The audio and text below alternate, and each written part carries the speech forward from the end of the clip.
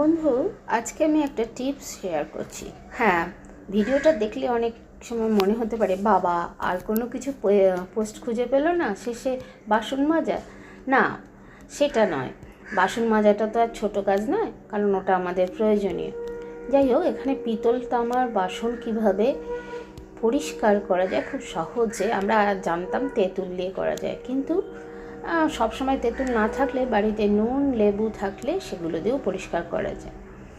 হ্যাঁ, আমরা এখন প্রযুক্তি নির্ভর হয়ে গেছি। আমাদের কমিউনিকেশনটা মোবাইল নির্ভর। মোবাইলের মাধ্যমে আমরা সব কিছু আজকাল শেয়ার করে থাকি।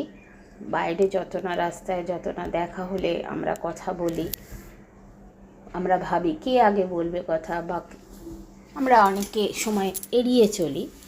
কিন্তু বাস্তবে এটাও ঠিক যে মানুষ জানবে কী করে কোনো জিনিস শেখার ক্ষেত্রে, সেটা এখন ইউটিউব বা ফেসবুকের মাধ্যমে মানুষ শিখে থাকে। হ্যাঁ, সব সময় যে সঠিক হবে সেটা নিজেকে বিচার করতে হবে। তা যাই হোক, আমি এই টিপসটা ইউজ করেছি, আপনাদের সেটা জানাচ্ছি। এতে খুব তাড়াতাড়ি পরিষ্কার হয়ে যায়।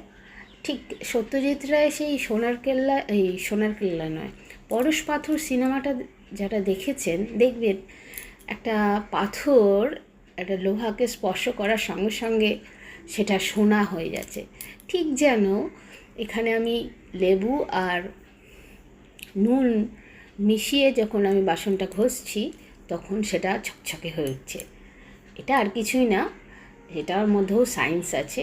বিক্রিয়ার ফলে, লেবু নুনের সঙ্গে বিক্রিয়ার ফলে এই জিনিসটা হচ্ছে।